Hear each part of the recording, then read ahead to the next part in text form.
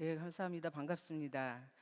예, 이렇게 어저께부터 시작된 세미나가 벌써 마지막이네요. 예, 이번 세미나는 구속사 시리즈 12권 제사와 율법칙에 관한 내용입니다. 어, 저희가 이렇게 구속사 시리즈를 지금 공부를 하고 있는데 구속사 시리즈가 처음에 나왔을 때가 2007년이거든요. 2007년에 나왔어요, 벌써. 예, 2007년에 나왔는데 그때 제목이 창세기 족보였어요. 예, 창세기 족보. 그래서 굉장히 저희가 창세기 족보? 창세기 족보가 뭐지? 이렇게 생각했던 내용입니다.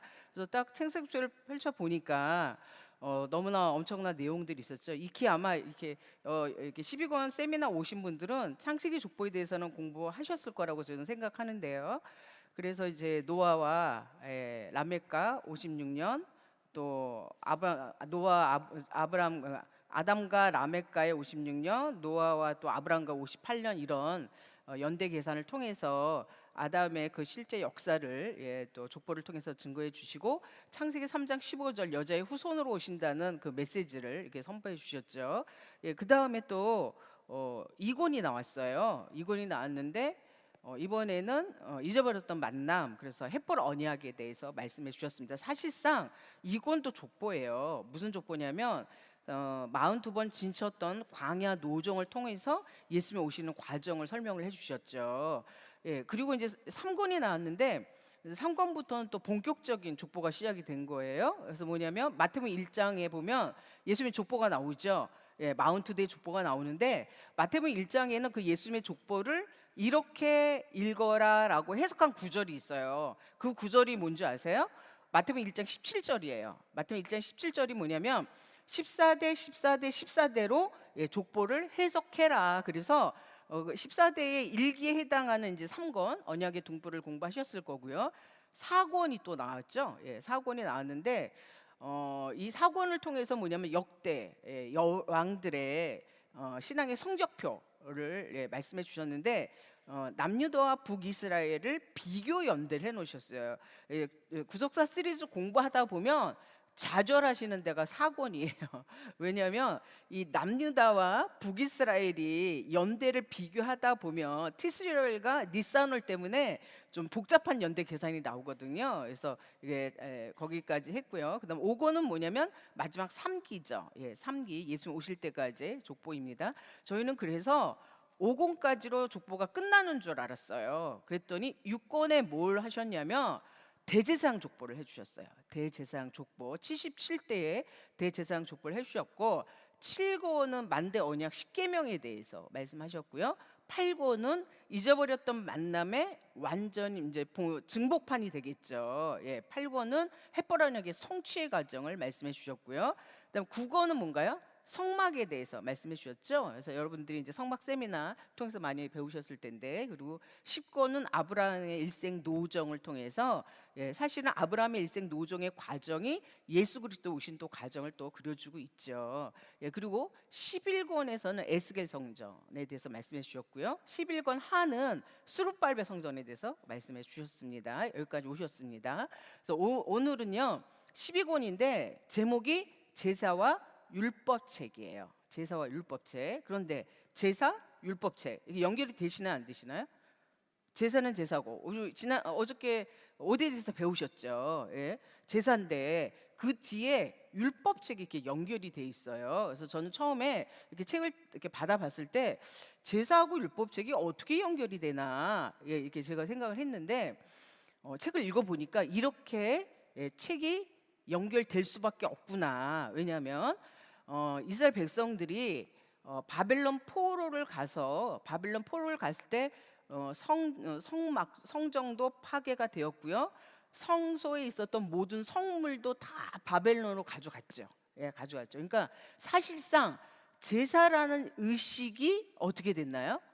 폐해진 상태가 된 거죠. 그럼 제사라는 의식이 폐해진 그 상태에서 이스라엘 백성들을 신앙으로 다시 결속시켜서 귀환할 수 있게 된 그 원동력에는 뭐가 있었냐면, 이스라엘 백성들이 바벨론 포로를 갔을 때에 무엇이 같이 가냐면 율법책이 같이 간 거예요. 율법책.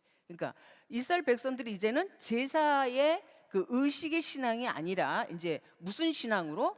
말씀 중심의 신앙으로 돌아올 수 있었던 거죠. 그 전 과정을 그려주고 있는 것이 제사와 율법책입니다. 그래서 오늘의 말씀의 제목은요, 언약궤 곁에 보관된 율법책의 구속 경륜입니다. 언약궤 곁에 보관된 율법책의 구속 경륜입니다.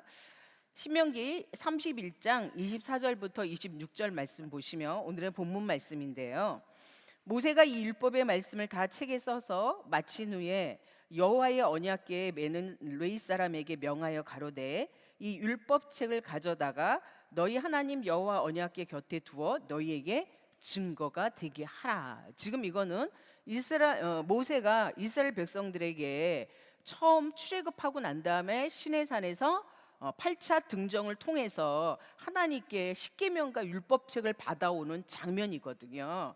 예, 그러니까 이 시내산에서 있었던 약 1년여의 기간은 나라를 건국하는 준비 과정을 하는 기간이죠. 근데 그때에 뭐라고 얘기하셨냐면 이 율법책을 가져다가 어디에다가 두라고 얘기하신 거예요?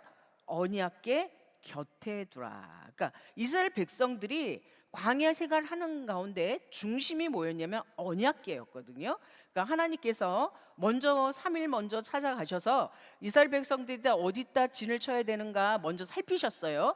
그러면 그 진을 쳐야 되는 장소가 결정이 되면 그 가운데 중앙에 쓰는 게 뭐예요?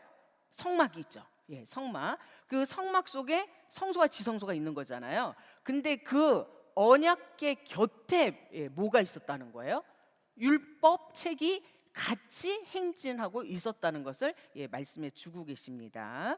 그래서 우리 580년 주전 580년 바벨론 포로에 완전히 성전이 파괴되고 난 다음에 언약궤 곁에 두었던 그 말씀이 이스라엘 백성들과 함께하고 있었다는 것을 성경은 말씀해 주고 계시죠. 그래서 이 시기는 어떠한 시기가 되었냐면 율법책을 통한 말씀 선포의 중심이 되었다. 그러니까 신앙의 중심은 이제 의식이 아니라 뭐가 된 거예요? 말씀 선포가 되었다라는 것을 말씀해 주고 계시죠. 그래서 우리가 오늘은 이 율법책이 어떠한 역사적 과정을 걸쳐서 우리에게까지 왔는지, 결국 중요한 게 뭐냐면 지금 우리 모든 사역자들의 사역의 중심지에는 뭐가 있는 건가요? 성경책이 있는 거죠. 성경책. 그러니까 우리가 지금 하는 역할은 뭐냐면 이 메시지를 통해서 하나님의 말씀을 어떻게 하는 거예요? 대언하고 있는 거죠. 그러면 그 가운데 중심이 뭐가 돼야 되냐면 하나님의 뜻을 정확히 전달해야 되는 거잖아요. 원롱사님이 항상 저희들에게 말씀하실 때 뭐라고 말씀하셨냐면 이렇게 말씀하셨어요. 성경을 볼 때에는 그 시대, 그 상황으로 돌아가라. 그러니까 저희가 지금 에덴 동산의 얘기를 하려면 어디로 돌아가 있어야 돼요? 에덴 동산에서 그 얘기를 해야 되는데 저희가 왜 에덴 동산이 이해가 안 되냐면요, 우리는 에덴 동산 밖에 있거든요. 그러니까 도대체 지금 에덴 동산에서 무슨 일이 어떻게 벌어졌는지를 모르는 거죠. 그래서 항상 얘기하실 때마다 이렇게 말씀하셨어요. 말씀하실 때 어떻게 말씀하셨냐면 이렇게 말씀해 주셨어요. 이렇게 해외 선교도 많이 나가시는데 어디 해외 나가시거나 이러시면요, 뭐 관광을 하신다는지, 뭐 저희는 이렇게 나가면 다른 낯선 나라 나가면 어떻게 돼요? 이 나라는 어떻게 사나 하고 이렇게 돌아보기도 하고 이러잖아요. 그런 일이 거의 없으셨어요. 뭐라고 얘기하셨냐면은 이렇게 말씀하셨어요. 비행기 타면 다 보이는데 뭐 이렇게 돌아다니면서 보냐고. 그리고 성경을 보면은 그 시대가 다 있다는 거예요. 성경을 보면 그 시대가 다 있는데 성경을 보라고. 왜 드라마를 보냐고. 그러니까 성경을 보실 때는 저희는 그냥 문자 이렇게 보는데 아마 얼렁사님 속에는 그 성경을 보시면 그 시대와 그 모든 게 펼쳐지니까 완전히 빠져들어가서 보시는 거예요. 그래서 가끔 이렇게 성경 보실 때 저희가 이렇게 직무실에 들어가서 뵈면요, 이렇게 불러도 얼렁사님 하고 불러도 어떨 때 대답 안 하실 때가 더 많으세요. 아예 빠져갖고 거기서 못 나오실 때가 많으세요. 그러니까 그렇게 해서 써주신 책이 뭐예요? 구속사 시리즈예요. 그러니까 우리가 그 구속사 시리즈를 열심히 하나님의 성령의 도우심으로 보면 저희에게도 어떤 세계가 펼쳐질까요? 그런 세계가 펼쳐지는 거죠. 그러니까 지금 우리가 광야로 한번 가보시려고 그래요. 광야로. 우리가 지금 이렇게 성경책 66권 이 말씀을 우리가 증거하는데, 이 말씀의 기원이, 이 말씀의 시작이 어디서부터 시작되었는지를 한번 살펴보도록 하겠습니다. 예, 우리의 율법책의 시작은 뭐로부터 시작이 되냐면, 하나님께서 친수로 써주신 두 돌판 십계명에서부터 시작이 됩니다. 십계명. 그러니까 이 성경책, 율법책, 이 기원은 어디서부터다?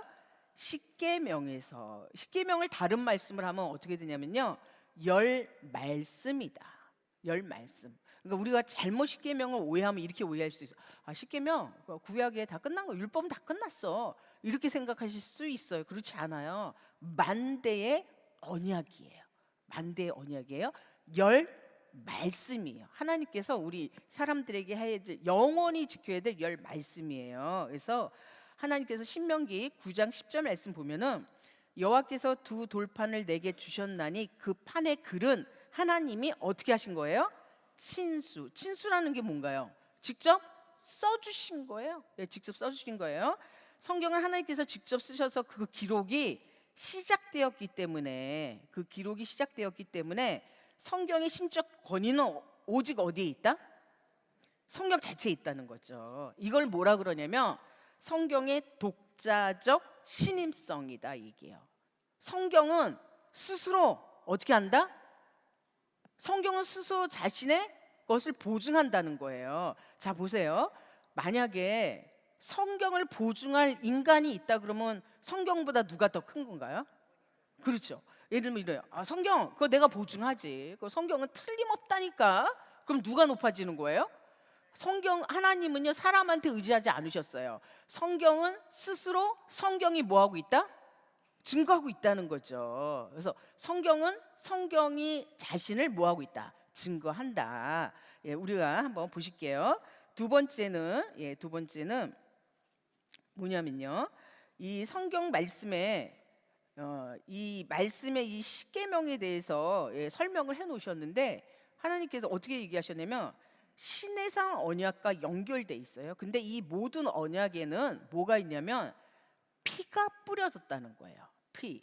사실은 우리가 예수님의 말씀, 지금 저희가 사순절을 지내고 있는데 예수님의 말씀의 정수가 어디냐면요, 십자가잖아요. 그렇죠? 십자가. 그런데 십자가에서 예수님께서 아무 말씀 안 하시고 그냥 달려 돌아가셨어요. 십자가에서 고난과 고통을 다 당하시고 아무 말씀을 안 하고 돌아가셨어요. 그러면 그 십자가가 우리의 죄악을 사하는 용서의 십자가라는 걸 알 수 있나요, 없나요? 알 수 없죠. 십자가가 우리에게 의미가 있는 건 뭐냐면요, 십자가에서 예수님께서 7 말씀을 하셨다는 거예요. 7 말씀을 하셨다는 거예요. 6시간 동안 7 말씀을 하셨다는 거예요. 그 7 말씀을 다 짜보면 그게 뭐예요? 그게 피예요. 피. 레위기 17장 11절 말씀에 보면 피 속에 무엇이 있다? 생명이 있다. 제사도, 어저께 제사에 대해서 5대 제사 배우셨죠? 5대 제사도 다 뭐예요? 피예요. 다 피뿌림이에요. 그러니까 여러분들, 우리가 성막도 공부하시고 다 하셨지만 성막을 가만히 들여다보면은요, 성막을 가만히 들여다보면 다 피를 발라요. 예, 피를 다 발라요. 피를 다 뿌려요. 번제단에 뿌리죠. 향단에도 뿌리죠. 휘장에도 다 피를 발라요. 그러니까 다 피 범벅이 된 거예요. 그러니까 언약과 피는 뭐예요? 일치한다는 거죠. 여기 보시면 출애굽기 24장 4절 말씀 보시니까, 모세가 언약의 모든 말씀을 기록하고, 모세가 모든 언약의 말씀, 그러니까 십계명과 세보율법, 10 말씀이 있고, 또 거기에 관련된 무슨 거 있어요? 세부 율법들이 있죠. 그리고 출애굽기 24장 7절 말씀 보세요. 언약석을 가져 백성에게 낭독하여 들림에, 낭독했어요. 그랬더니 이스라엘 백성들이 듣겠습니다, 준행하겠습니다 얘기했어요. 그 다음에 히브리서 9장 19절 말씀은 어떻게 설명하고 있냐면, 출애굽기 24장에서 하신 말씀과 좀 다른 설명을 하나 더 하고 있어요. 뭐냐면 출애굽기 24장에서는요 백성에게 피를 뿌렸다라고 돼 있어요. 언약을 맺고 난 다음에 백성에게 어떻게 했어요? 피를 뿌렸다. 그러니까 여러분들이 아마 그 상황으로 한번 들어가 보시면 이렇게 지금 이렇게 있는데, 제가 지금 여기서 만약에 한 양동이를 가져다가 피를 여러분들 이렇게 말해 뿌린다고 생각해 보세요. 지금 그렇게 된 거예요. 뿌린 거예요. 근데 히브리서 9장 19절에는요 거기에 없는 표현이 하나 더 있어요. 뭐가 있냐면 이렇게 돼 있어요. 그 책과 온 백성에게 뿌려, 이렇게 얘기하고 있어요. 그러니까 출애굽기 24장에서는 백성에게 뿌렸다고 돼 있는데 히브리서 9장에서는 뭐예요? 어디에도 피가 뿌려진 거예요? 책에도, 그 율법서에도 뿌려진 거죠. 그러니까 모세는 시내산 언약실에서 언약의 피를 단과 백성과 언약서에 뿌렸다는 거예요. 그래서 그 피 뿌려진 책이 오늘날 우리에게 뭐가 된 거예요? 성경책, 말씀이 되어진 거죠. 그러니까 하나님의 말씀과 피는 뗄래야 뗄 수 있다 없다? 없다. 다 이건 다 뭐냐면 예수 그리스도의 십자가의 말씀을 다 예표하고 있는 거겠죠. 그다음에 세 번째는 뭐냐면요. 자, 십계명 10말씀을 기록을 했고요. 또 세부 율법을 기록을 했어요. 그런데 성경에 보니까 성경 말씀에 그 언약서에 보충되는 내용들이 있었어요. 보충되는 내용들이 있는데 그 가운데 오늘 슬로브와 딸들의 팔결 율례가 있어요. 팔결 율례가 있는데 민수기 27장에 나오는데 이 장면은 여러분들이 잘 해석하지 않으면 이렇게 설교하실 수 있어요. 그동안 슬로브와 딸들에 대해서 어떻게 설교하셨는지는 모르겠는데요, 이거를 만약에 그 본래의 뜻을 모르면 이렇게 설교할 수 있어요. 어떻게 하냐면, 야, 하나님 봐라, 하나님은 이 여자들이 와서 야, 이거 억울합니다. 우리가 아들이 없다고 기업을 안 주시면 어떡합니까? 그러니까 기업을 주십시오. 그랬더니 하나님이 어떻게 하셨어요? 맞다, 줘라, 이렇게 됐죠. 그래서 그게 어떻게 됐어요? 판결 율례가 됐어요. 판결 율례. 그래서 딸들도 뭐 할 수 있어요? 아들이 없이 딸들만 있는 사람들도 뭘 받을 수 있다? 기업을 받을. 그럼 이거를 설교하시다가, 야, 역시 우리 하나님은 이렇게 여성 인권에도 앞장선 분이다, 이렇게 설교하시면 큰일 나요. 이 설교는 그 설교가 아니에요. 제가 이제 설교를 해드릴게요. 말씀해드릴게요. 여기 보면 민수기 27장 7절, 5절 말씀 보시면 1절부터 시작이 되죠. 여러분들이 이렇게 한번 잘 생각해 보셔야 되는 게, 성경은요 남자 외에 여자를 쓴다든지, 성경에서는 여자 숫자에 해당됩니까? 안 됩니까? 해당 안 되잖아요. 남자는 한 분, 두 분, 세 분. 그래서 여자는 뭐예요? 아예 없어.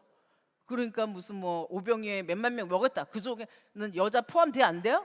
안 돼요. 안 돼요. 그런데 지금 갑자기 여자 얘기가 나와요. 이 여자들이요, 또 성경 민수기 27장 읽어보시면요 5명 여자 이름이 다 나와요. 5명 여자 이름이 다 나와요. 여자 이름을 쓴다. 그럼 여러분들이 여기에 무슨 사건이 있는데 이렇게 보셔야 돼요. 이제 왔어요. 우리 왜냐하면 26장 민수기 26장이 무슨 장면이냐면 온 해 중에 종족을 계수하는 장면, 2차 계수예요. 인구 계수가 2차 계수예요. 광야 초기에 1차 계수를 하죠. 그 다음에 2차 계수예요. 이 장면이 왜 2차 계수를 왜 했느냐? 기업 분배를 해야 되거든요. 그랬더니 와갖고 뭐라 했냐면, 이 슬로바의 딸들은 므낫세의 자손이에요. 므낫세 자손인데 와서 억울합니다. 우리 아버지가 고라일 땅의 죄 때문에 죽은 것도 아니고, 그런데 우리가 아들이 없다고 해서 우리에게 기업을 분배 안 하시면 됩니까? 하고 와서 모세한테 어떻게 된 거예요? 요청을 한 거죠. 그랬더니 모세가 들어보니까 아, 이거 맞는데. 그래서 하나님께 가져갔어요. 하나님께 품했어요. 가져갔다 이거. 하나님 어떡합니까? 지금 이러이러한 게 들어왔습니다. 그랬더니 어떻게 결론이 났냐면, 맞다, 어떻게 해라? 줘라, 이렇게 됐어요. 그 땅을 분배해라, 이렇게 됐어요. 그래서 이게 오늘날까지 율례가 됐어요. 그러니까 이 여자만 있는 집도 뭐 할 수 있다? 분배 받을 수 있다는 거야.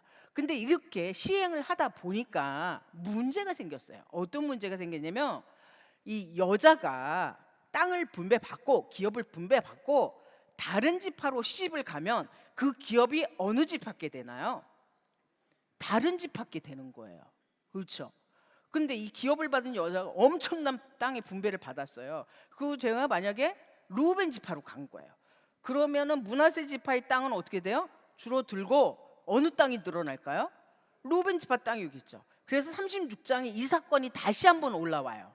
다시 한번 올라오는데 어떻게 올라오냐면 이건 불가합니다.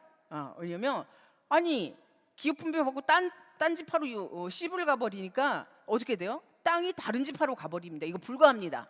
그래서 하나님 또 어떻게 해주셨냐면 그래 그 경우에는 어떻게 해라? 그 경우에는 그 지파에서만 씹을 가라. 자, 어떻게 된다고요? 그 지파에서만 씹을 가라. 그러니까 이제 땅 분배받은 딸은 다른 지파 남자를 사랑하면 안 되는 거죠. 결혼 제약이 생겼어요. 무슨 얘기인지 아시겠죠? 이렇게 민수기는 끝납니다. 그럼 이거 왜 이렇게 장구하게 이 얘기를 이렇게 많이 쓰셨을까요? 그래서 야 우리 하나님 역시 멋있어. 여성 인권 이렇게 앞장서셨어. 막 이러시면 큰일 난다 그랬죠 제가. 이 사건은 예수님의 오시는 과정에 굉장히 필요한 사건이에요. 그래서 쓰신 거야. 이 사건이 없이는 신약에 나타난 마태복음 1장과 누가복음 3장의 족보를 설명할 수가 없어요. 왜냐하면 신약에는 예수님의 족보가 몇 군데가 나와요? 2군데가 나오죠. 마태복음 1장과 누가복음 3장에 예수님 족보가 나오는데 족보를 비교해 보시면 틀려요. 그럼 어떻게 해요? 한 집안의 족보가 조상이 어떻게 틀리죠? 근데 어떻게 예수님의 족보가 되죠? 그거를 해결하는 이야기가 바로 뭐냐면 슬로브와 딸들의 이야기예요. 이 이야기는 3권에 써 있어요. 여러분들 이 이야기가 무슨 얘기야? 3권을 사시면 돼요. 3권을 사서 오늘 가서 읽어보시면 정확하게 나와 있습니다. 그러니까 성경에 이러한 이야기가 나올 때는 우리가 인본적으로 야 이거는 지금 사회적인 현상이 이렇게 되는데 이걸 이 얘기를 하시는 게 아니라 다 뭐에 연결이 돼 있다? 예수 그리스도, 예수님 메시아 구원자에 대한 이야기를 하고 있는 거예요. 그래서 슬로브와 딸들의 얘기가 보충이 됩니다. 보충이 언약서의 보충이 됩니다.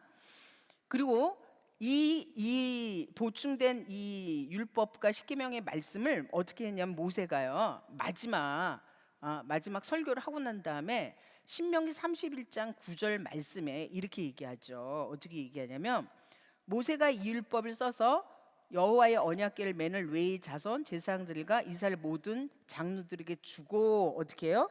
26절 말씀 보세요. 이 율법책을 가져다가 너희 하나님 여호와 언약궤 곁에 두어. 그렇죠. 그러니까 이 율법책은 그때부터 광야 시대부터 어떻게 해요? 성막과 함께 이스라엘 백성과 같이 왔던 거예요. 같이 두어라, 증거가 되게 하라라고 말씀해 주신 거죠. 모세는 가나안 입성 직전 모압 평지에서 광야 2세대에게 설교하고 말씀을 다 기록하고 완성된 율법책을 어디다 두었다? 언약궤 곁에 두어서 증거가 되게 하였다라는 거죠. 자, 네 번째는 어떤 규정이 하나 있냐면요. 언약궤 곁에 보관된 완성된 율법책과 낭독 규정이 있어요. 낭독이라는 게 뭔가요? 읽어서 소리 내어서 읽는 거죠. 이 규정이 있는데 왕은 율법서를 등사하여 평생 자기 곁에 두고 읽어서 하나님 경외를 배우고 지켜야 되니까 왕이 될 때에는 다른 규정이 있는 게 아니라 율법책을 어떻게 해라? 등사해라. 등사해라는 얘기는요, 너가 쓰라는 거예요. 그러니까 왕이 되면 백성을 다스리고 자기가 뭐 정치 경제 이걸 다 하는 걸 먼저 뭘 해야 되는 거예요? 율법책을 써라, 등사해라. 이 규정이 있습니다. 그리고 낭독 규정이 있는데 이 낭독 규정은 어떻게 되냐면 모세는 기록한 율법책을 언제 낭독을 하라 그러냐면요, 매 7년 끝에 곧 정기 면제년은 다른 말로 하면 뭐가 되나요? 안식년에는 뭐 해라? 안식년 초막절에 어떻게 해라? 낭독 다 읽게 해라. 그러니까 안식년 끝에는 반드시 백성들한테 어떻게 해야 돼요? 낭독해서 백성들이 읽어줘야 돼요. 지금은 저희가 이렇게 성경책이 있으니까 집에 가서 읽으면 돼요. 근데 그 시대에는 이 율법책을 집에다 둘 수 있어요, 없어요? 없죠. 그러니까 누가 해줘야 돼요? 레위인들이 해줘야 돼요. 그렇죠. 제사장이 해줘야 돼요. 그래서 낭독을 하는데, 자, 그럼 이 규정이 잘 지켜졌을까요? 잘 지켜졌을까요? 성경을 보면 이 규정에 따라서 성경을 읽는 장면이 하나 나와요. 언제 있냐면요, 이스라엘 백성들이 포로 귀환하고 난 다음에, 자, 포로에 가서 70년 동안 포로 생활하면서 귀환이 됐어요. 귀환이 돼서 보니까, 아, 우리가 왜 이렇게 바벨론 포로 생활을 했는지를 어떻게 했냐면, 아, 우리가 말씀을 몰라서, 언약을 지키지 않아서, 율법을 몰라서. 예, 그래서 성경을 읽다 보니까 뭐가 있냐면, 아, 초막절에는 뭘 해야 돼? 안식년 초막절에 뭘 해야 돼요? 낭독을 해야 되죠. 그래서 그 낭독하는 장면이 나오잖아요. 예, 낭독을 해서 낮 4분질은 성경을 읽고 서서 성경을 읽잖아요. 들어요. 예, 그런 장면들이 나와서 포로 귀환은 회복되는 장면들이 있죠. 예. 두 번째 시기는 광야 시대에는 이렇게 이제 율법책이 완성이 되어서 성막과 함께, 예, 행진을 합니다. 행진을 해서 왔는데, 그러면 여호수아부터 사사 시대의 율법책이 어떻게 되는지 한번 보도록 하겠습니다. 여호수아에서 사사 시대의 율법책. 우리 구속사 시리즈의 특징 중에 하나가 뭐냐면 연대계산이에요. 연대계산. 그러니까 그거 그 옛날에 그 있었던 일이야. 그 옛날 오래전 이 일이 아니라 다 연대계산을 해놨어요. 심지어는 뭐까지 계산해놨냐면 요일도 계산해놨어요. 요일도 계산했어요. 자, 이거는 여러분들 그냥 지금 편하게 읽지만 여러분들 읽으면서 이게 무슨 요일날 이걸 했을까? 이거는 몇 년 몇 월일까? 이런 생각 해보시고 성경 읽으셨나요? 예, 전 솔직히 못했거든요. 예, 아담과 라멕이 56년? 같이 산 거예요? 그럼 같이? 그 구대가 같이 산 거야? 저 생각 한 번도 못 해봤거든요. 예, 읽다가 보니까 우리가 왜 이런 생각을 안 하고 성경을 읽었지? 분명히 하나님은 인류 역사 가운데 이 지구촌에 뛰어들어서 일을 하신 거잖아요. 그런데 시간도 없고 장소도 없고 모든 사건이 없어요. 그렇죠? 근데 그거를 재현해낸 책이 무슨 책이에요? 구속사 시리즈예요. 예, 구속사 시리즈예요. 그러니까 그 수고를 하셨다는 데에 대해서 여러분들이 저자한테 감사하셔야 될 것 같아요. 예, 물론 여기 계신 분 중에는 얼롱사님을 뵌 분도 있으실 거고, 뭐 안타깝게 못 뵈신 분도 있을 텐데, 제가 많은 분들을 만나면 이런 얘기를 해요. 뭐라 그러냐면, 제가 왜 진짜 얼롱사님을 좀 뵀으면 좋았을 텐데, 그 같은 동시대에 살았으면 뵀어야 되는데 제가 못 뵌 게 너무 안타깝다고 이런 얘기 하시는 분들이 있는데, 그 수고 위에 이게 온 거죠. 저희가 지금 이렇게 구례에서 저희가 이렇게 세미나를 하는데, 이 구례는 굉장히 저희에게는 의미가 있는 곳이에요. 예, 왜냐하면 얼롱사님이 지리산에서 기도하셨잖아요. 예, 지리산에서 기도하셔서 그 기도하신 터 위에서 지금 우리 연수원이 여기가 세워진 거거든요. 그러니까 여러분들은 지난밤에 편하게 주무시고 또 이렇게 사우나도 하시고 뭐 연수원에 이런 큰 목욕탕도 있고 너무 좋다 이렇게 생각하시면, 그게 다 저희한테는 너무나 의미가 있는 장소예요. 여러분들이 복되죠. 왜 복되냐? 누리시잖아요. 예, 이 말씀을 누리시고 연수원에 오셔서도 누리시고, 예, 여러분들이 목회하시는 가운데 전 분복이라고 생각하거든요. 예, 근데 그 가운데 이런 연대 계산을 해놓으셨어요. 그러니까 여러분들 읽으실 때 지금 저희는 이렇게 가지만 이게 지금 몇 년도에 어떤 사건이구나. 구속사 시리즈를 공부하신 분들은 지금 이렇게 시간표가 지나가야 돼요. 그런데 안 지나간다. 어떻게 하셔야 되겠어요? 예, 사가셔서 공부하셔야 되는 거예요. 예, 자 보십니다. 예, 보시면 이제 광야 시대가 끝나고 이제 여호수아 시대의 가나안 입성을 통해서 이제 새로운 제 2시대가 출발하죠. 너무나 슬픈 일이 곧 벌어지죠. 사람의 그 예상은 빗나가지 않죠. 어떤 시대가 벌어지냐면, 곧 뭐가 돼요? 말씀이 없는 시대가 되죠. 그러니까 하나님을 모르는 다른 세대가 일어나 보죠. 그러니까 우리가 다음 세대가 일어나야 되는데 무슨 세대가 일어난 거예요? 모르는 다른 세대가 일어나 버린 거예요. 자, 보십니다. 첫 번째, 하나님의 율례와 법도를 갱신하여 율법책에 기록한 여호수아입니다. 여호수아가 가나안에 입성을 했습니다. 예, 가나안 입성하고 정복 전쟁을 16년간 하게 되죠. 정복 전쟁 16년 하게 되면서 여호수아 24장은 이렇게 끝납니다. 어떻게 끝나냐면 세겜에서 언약을 갱신합니다. 예, 언약을 갱신하고 그 언약을 갱신하고 난 다음에 그 율법책을 기록을 하죠. 예, 율법책을 기록을 하죠. 그래서 세겜에다가 요셉의 간을 묻고 끝나는 거예요. 예, 요셉의 간을 묻고 끝나는데 성경상에서 장례식을 가장 오래 치른 사람이 요셉이에요. 그렇죠.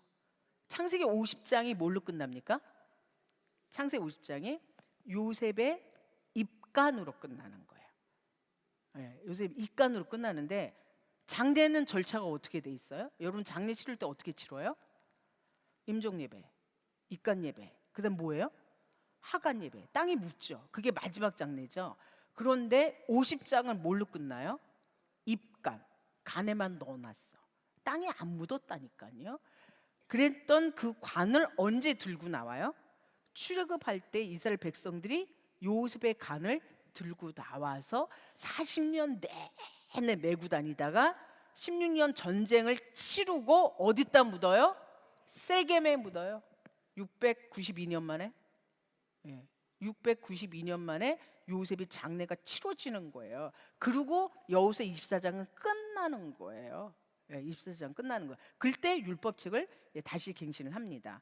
여호수아는 가나안 땅의 율법책을 가지고 입성하였고 여리고성과 아이성을 점령한 후에 에발산에서 모세의 율법책에 기록된 대로 단을 쌓고 모세의 기록한 율법을 그 도로에 기록하고 율법에 기록된 대로 축복과 저주하는 율법의 모든 말씀을 어떻게 했다? 낭독을 했다는 거죠. 그리고 가나안 정복을 마치고 세겜에서 고별 설교를 하고 언약을 어떻게 했다? 갱신했다는 거죠. 예, 세겜에서 언약을 갱신했다는 거죠. 아브라함이 가나안 땅에 와서 처음 단을 쌓았던 때가 어디입니까? 아브라함이 가나안 땅에 들어와서 처음 단을 쌓았던 때가 어디예요? 세겜이에요. 예, 예, 세겜. 여호수아 24장 25절 말씀에 그날에 여호수아가 세겜에서 백성으로 더불어 언약을 세우고 그들을 위하여 율례와 법도를 베풀었더라. 예. 두 번째는 뭐냐면요, 이렇게 여호수아가 율법을 베풀고 이스라엘 백성에게 베풀었어요. 그러고 난 다음에 사사 시대가 출발하죠. 그런데 그 시대가 시간이 오래 지나지 않아요. 예. 뭐 100년, 200년 지나서 사사 시대가 온 게 아니에요. 그러니까 하나님의 말씀을 듣던 그 세대가 지나니까 그 다음 바로 어떻게 되나요? 예, 그 시대가 되는 거예요. 그러니까 저희가 굉장히 지금 영적으로 다급한 시대에 살고 있는데 지금은 여러분들이 이렇게 믿어요. 하나님의 말씀을 지켜요. 그런데 바로 다음 때 우리들의 아들들, 우리들의 딸들이 그렇게 지키고 있나요 지금? 그렇지 않죠. 다급한 문제예요. 사사 시대가 지금 뭐 하고 있는 거예요? 이미 됐어요. 도래하고 있어요 지금요. 자, 사사 시대는 여호수아 이후에 신앙 전수가 제대로 이루어지지 않아 여호와를 알지 못하고 여호와가 행하신 일을 알지 못하는 세대가 일어나 범죄하여 대적들에게 끊임없이 지배를 받는 악순환이 반복되는 시대. 악순환이 반복되는 시대. 이 사사 시대가 끝날 무렵에 무슨 일이 있냐면 이런 일이 하나 있죠. 성경 사무엘상이 이렇게 얘기하고 있어요. 무슨 얘기 있냐면요, 성경은요 다 하나님이 그 말씀으로 하나님의 마음을 전달하는 거예요. 자, 사무엘상이 이렇게 시작이 돼요. 어떤 여자가 애를 못 낳았다, 이렇게 시작되죠. 그렇죠. 사무엘상 시작이 한나라는 여자가 있었는데 애를 못 낳았다. 그럼 좀 성경이 시작치고 이상하지 않아요? 뭐 개인이 애 못 낳은 얘기를 왜 성경으로 쓰냐고요. 그렇죠? 근데 이 얘기는 그 시대를 압축하는 얘기예요. 불임인 시대, 하나님 말씀을 잉태하지 못하는 시대. 예, 이걸 지금 압축해서 설명해 주고 있어요. 그런데 이 한나가 아이를 낳았어요. 예, 아이를 낳았어요.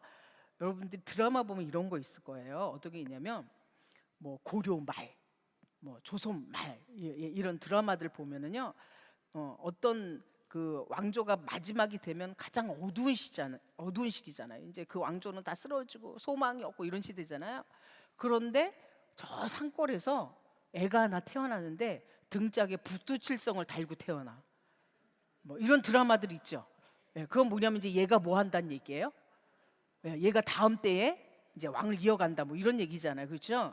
사무엘이 그 얘기예요. 사무엘이 뭐냐면 그런 시대를 설명해 주고 있는데, 그 엘리란 제사장의 시대가 있는데 이 엘리란 제사장 시대가 여호와의 제사를 멸시하는 시대야. 예. 그러니까 하나님이 그 사사 시대 말기의 상황을 뭘로 설명해 준 거냐면 얼마만큼 하나님의 제사가 멸시당하고 있었는지, 무시당하고 있었는지를 설명해 주고 있는 거예요. 예, 이 시대의 마지막을 고했어요. 그런데 거기서 끝나는 게 아니라, 그런데 누가 태어났다? 사무엘이 태어나서 그 사무엘은 성전에 있었다. 이 이야기로 시작이 되고 있는 거예요. 사사시대 말기에는 타락한 엘리 제사장 감으로 인한 언약궤를 블레셋에게 빼앗기고, 그렇죠? 블레셋인데 언약궤를 빼앗겼어요. 예, 빼앗겼어요. 사무엘은 사울에게 기름을 부어 왕으로 세우면서 나라의 제도를 책에 기록하여 하나님의 언약에 따라 백성을 통치하게 했다. 그래서 하나님의 나라를 어떻게 통치해야 되는지 왕의 제도를 보충하는 거죠. 사무엘상 10장 25절 말씀 보니까 사무엘이 나라 제도를 백성에게 말하고 책에 기록하여, 이렇게 얘기하고 있습니다. 책에 기록하여. 그래서 왕국 시대로 도래하게 되는 거죠. 세 번째는 왕국 시대로 도래합니다. 왕국 시대는 주전 1050년부터 시작해서 남유다가 멸망할 때까지 586년까지입니다. 주전 586년 때까지입니다. 여기 보니까 통일 왕국 시대의 하나님의 말씀입니다. 통일 왕국 시대. 이스라엘은 이렇게 되죠. 어떻게 되냐면 사울이 40년 통치를 하고요. 다윗이 40년 통치하고요. 그 다음에 솔로몬이 40년 통치하고부터 분열됩니다. 그렇죠? 예, 분열이 됩니다. 솔로몬 때의 르호보암과 여로보암으로 분열이 돼서 722년에 북이스라엘이 멸망하고 586년에 남유다가 멸망해서 이제 바벨론으로 끌려가죠. 그 시대를 뭐라 그래요? 왕국 시대라고 합니다. 그걸 성경에서 그려주고 있는 게 열왕기 상하. 의 내용이 다 그 얘기여서 우리가 왜 열왕기 상하를 읽을 때 헷갈리냐면은요, 하나님께서 북이스라엘 얘기하고 남유다 얘기를 교차해서 얘기를 해요. 교차해서 얘기하는데 이게 시대가 조금 연도가 좀 틀려요. 어떻게 틀리냐면 북이스라엘 남유다가요, 연도 계산을 틀리게 해요. 어떻게 하냐면 니산월로 계산하고 또 티시롤로 계산해요. 니산월 계산은 뭐예요? 1월부터 12월까지고요. 티시롤은 뭔가요? 7월부터 그 다음에 6월 30일까지를 티시롤 계산이라고 그러잖아요. 그러니까 같은 왕조인데도 어떻게 돼요? 연도 계산이 조금씩 틀리는 거예요. 예, 그래서 그 계산을 맞춰 놓은 게 사권에 나온 그 연도 이야기입니다. 그런데 처음에 하나님께 사울 왕을 택하셨어요. 사무엘이 누구한테 기름을 부었나요? 사울한테 기름을 부었죠. 기름 부었는데 사울이 버림을 당하거든요. 하나님께 버림당하는데 언제 버림당하나요? 사울 왕이 기름 부음 받고 언제 버림당하나요? 40년간 통치했거든요. 상당히 많이 통치했죠. 오랜 기간 통치했죠. 근데 버림은 언제 당하나요? 초기에 당해요. 버림은 초기에 당해요. 사실 아말렉 사건은요, 아말렉 사건 하나님이 기회를 한 번 더 주신 거예요. 기회를 한 번 더 주신 거예요. 그런데 그 기회까지도 사울이 어떻게 돼요? 사울이 놓치죠. 그럼에도 불구하고 사울은 몇 년을 통치했다? 40년을 통치했어요. 왜 이렇게 오래 통치했어요? 아니, 초기에 버림을 당했단 말이에요. 그 다음부터는 계속 어떻게 됐어요? 정신질환 들었다니까요. 그래서 다윗만 보면 어떻게 하려고 그래요? 죽이려고 그래요. 또 그거 후회해. 내가 너를 갖다 죽이려고 그랬구나. 또 들어왔다가 나갔다가 막 이렇게 돼요. 왜 이렇게 됐어요? 우리 구속사 시리즈는 이 사건을 어떻게 설명해주고 있냐면 사울의 40년 통치는요, 다윗을 키우는 기간이었어요. 뭐였다고요? 다윗이 뭐 하지 않았어요? 잔성하지 않았어. 아니 애를 갖다 세워놓을 수 없잖아요. 그렇죠? 다윗을 하나님의 사람으로 만드는 그 기간, 이 뭐였다? 이 통치 기간이었어요. 사울이 잘해서 하나님이 축복 주기 위해서 40년을 있었던 게 아니에요. 자 보십니다. 그럼 왜 사울은 버림당했는지에 대해서 보실게요. 3일상 15장 23절 말씀 보시니까 정확하게 이렇게 설명해 주고 있어요. 이는 거역하는 것은 사술의 죄와 같고 완고한 것은 사신후생하게 절하는 죄와 같음이라. 왕이 여호와의 말씀을 버렸으므로 여호와께서도 왕을 버려 왕이 되지 못하게 하신다. 사울이 왜 버림당했다? 하나님의 말씀을 버렸기 때문이다. 이건 다 똑같은 원리겠죠. 우리가 사역을 하지만 하나님께서 선택해서 사역을 해요. 하나님이 소명을 주셨어요. 그런데 내가 말씀을 버리면 어떻게 될 수 있다? 버림당할 수 있다는 거예요. 그러니까 말씀에 주목하시고 말씀에 집중하셔야 된다는 거예요. 예. 그 다음에 그럼 왜 다윗은 하나님이 쓰셨냐?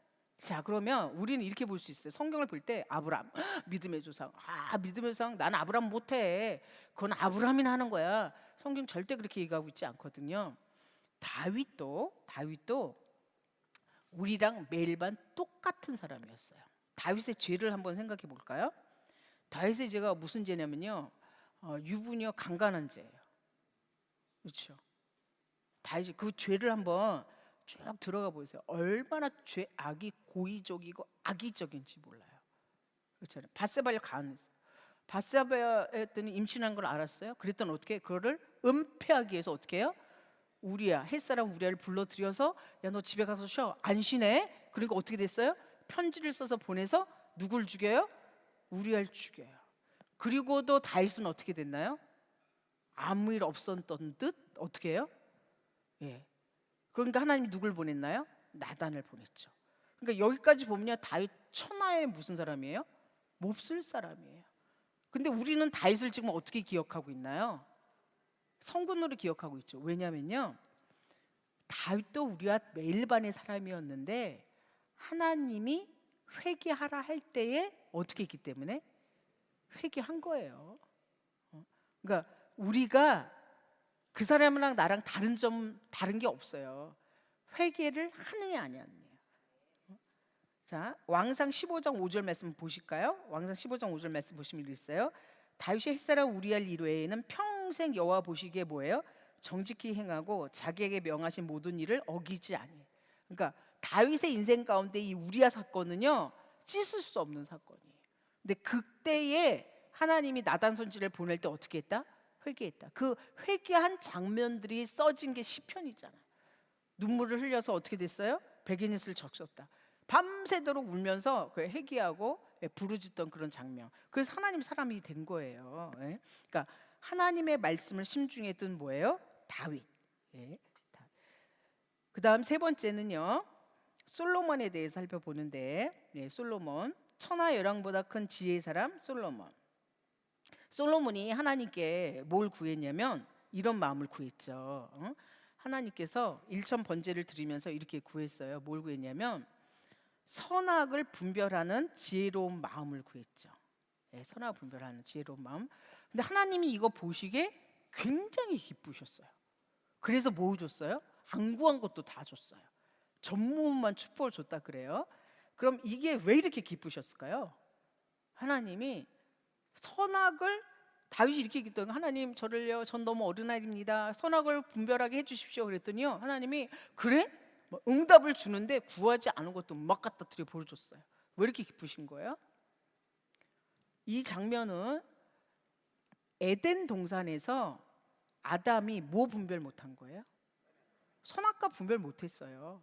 인류 가운데 선악을 분별하지 못했던 인간 가운데 누가 나타난 거예요? 하나님 저 선악을 좀 분별하게 해주세요. 선악을 좀 분별하게 해주세요. 그래서 말씀대로 하나님께서 허락해 주셨어요. 그런데 솔로몬이 말년에 무슨 사건이 있었냐면 말년에 율법책을 지키지 않은 사건이 있었죠. 무슨 사건이냐면 이방 여인을 어떻게 한 사건이에요? 예, 취한 사건이에요. 결국은 솔로몬의 이 사건 때문에 남유다와 북이스라엘이 어떻게 돼요? 나눠지죠. 하나님이 2번 꿈에 나타나서 말씀하셨어요. 너 그렇게 하지 마. 여자들 취하지 마. 예. 왜냐하면 솔로몬은 아닙니다. 제가요 이 평화 정책 때문에 예, 사실 솔로몬 시대가 땅이 가장 넓었고요. 예, 대적들이 없었던 시대예요. 어떻게 정책을 했냐면 각 나라의 공주들을 다 데려와서 어떻게 했어요? 자, 이렇게 비빈으로 삼았잖아요. 그런데 이 여자들이 들어올 때 어떻게 했냐면 자기가 섬기던 모두 들어온 거예요. 신들도 들어왔어요. 그래서 자기가 섬기던 신들을 하나씩 하나씩 만들기 시작해서 그 산이 무슨 산이 돼버린 거예요? 멸망산이 돼버린 거예요. 예, 그러니까 죄악의 기초가 될 수밖에 없었던 사건이 이 사건을 통해서 온 거죠. 예. 자, 이 열왕시대에 왕성하게 어떻게 해서 하나님께서 또 말씀을 증거했냐면 선한왕이 통치하는 동안에는 율법책을 읽고 백성을 가르쳤죠. 그러니까 우리가 사건을 통해서 보면 하나님이 이렇게 성적표를 써놓으셨는데 얼로 목사님께서 그걸 책에 아주 성적표를 딱 우리가 왜 학기 공부하고 나면 마지막에 성적표 나오잖아요. 성적표 받아들듯이 선한 왕, 극악한 왕, 악한 왕 해갖고 다 해놨어요. 근데 이 선한 왕의 기준이 뭐냐면 율법책을 읽고 백성을 가르쳤느냐 안 했느냐예요. 그리고 악한 왕들은 우상 숭배를 했느냐, 우상 숭배를 하고 성전을 모독한 왕들은 악한 왕이다. 근데 아이러니하게도 여기 보시면 북이스라엘 가운데는 한 명도 없어요. 북이스라엘 가운데는 한 명도 없어요. 북이스라엘은 왕조가 계속 바뀌잖아요. 왜냐하면 구테타가 계속 일어나니까. 남유다는 어떻게 한 왕조로 가죠. 예, 한 왕조 가는데 북이스라엘 가운데 19명 왕들 가운데 율법책을 가까이 한 사람은 한 사람도 있었다 없었다? 없었다. 사실 북이스라엘 여로보암 시대 같은 경우는 굉장히 부강했던 시대예요. 예. 근데 한 명도 없었어요. 근데 남유다 왕 중에는 여호사밧이나 히스기야나 요시야 등이 율법책을 가까이 한 흔적이 나타난다. 예. 그러면 성경 보실 때 그럼 북이스라엘은 선지자가 없었을까요? 아니에요. 하나님이 그 북이스라엘에 더 열심히 뭐예요? 선지자를 보내줬어요. 예. 열심히 또 선지자를 보내줬어요. 그럼에도 불구하고 북이스라엘은 하나님의 말씀을 가까이 한 선지자가 없었다는 거죠. 자, 하나님은 많은 선지자들을 보내서 말씀을 선포하게 하시고 지속적으로 어떻게 하게 했다? 기록하게 했다는 거죠. 예, 지속적으로 기록하게 했어요. 열왕의 말씀을 거역하고 우상을 섬기고 거짓 선지자를 따르는 북이스라엘은 722년에 아수르에게, 그렇죠? 그 다음에 남유다는 586년에 바벨론에게 멸망했다는 거예요. 역대하 36장 말씀 보시면 어떻게 돼 있냐면 이렇게 돼 있어요. 성경 보시면은요 정말 눈물겨운 게 내가 너희들에게 부지런히 선지자를 보냈다. 예, 어떻게 보냈다는 거예요? 우리가 지금 성경책을 보고 있는 게 선지자들 얘기죠. 에레미야, 이사야, 에스겔 이 사람들 다 뭐예요? 선지자들이잖아요. 부지런히 보냈다. 또는요 새벽부터 보냈다. 종일 보냈다. 예, 이런 표현이 성경에 많이 나와 있는 걸 볼 수 있어요. 그런데 어떻게 했냐? 16절 보니까 이렇게 돼 있죠. 하나님의 사자를 비웃고 말씀을 멸시하고 그 선지자를 욕하고 여호와의 진노로 그 백성에게 미쳐서 만회할 수가 없게 됐다. 어떻게 됐다? 이제 더 이상 만회할 수 없게 되었다. 예, 하나님의 속사정을 지금 이렇게 말씀해주고 계시는 거죠. 그런데 남유다에는 북이스라엘은 그래서 722년에 패망을 해버리고 말았어요. 근데 남유대 패망 직전에 586년 직전에 무슨 일이 하나 있었냐면 요시야라는 왕이 있었어요. 요시야 왕 18년에 뭐가 발견이 됐냐면 율법책이 발견이 된 거예요. 율법책. 예. 그러니까 이 요시야가 율법책을 발견함으로 어떻게 했어요? 종교 개혁이 있는 거죠. 예. 성전을 수리하다가 율법책 연복궤 안에서 그게 나왔어요. 연복궤 안에서 율법책이 나왔어요. 그 얘기는 이제 뭐냐면 율법책을 거기다 숨겨놓은 거겠죠. 그동안의 어떤 사정으로 율법책이 숨겨 있다가 성전을 다 수리하고 이렇게 하다 보니까, 청소하다 보니까 율법책이 나왔어요. 그래서 요시야가 어떻게 했냐면 종교 계획을 단행하게 된 거예요. 종교 계획을 단행하게 되는데 이 사건이 굉장히 중요한 사건이 되죠. 왜 중요한 사건이 되냐면 이 요시야 종교 개혁을 단행하면서 그 영향을 받은 사람들이 있어요. 그 영향을 받은 사람들이 누구냐면 다니엘이에요.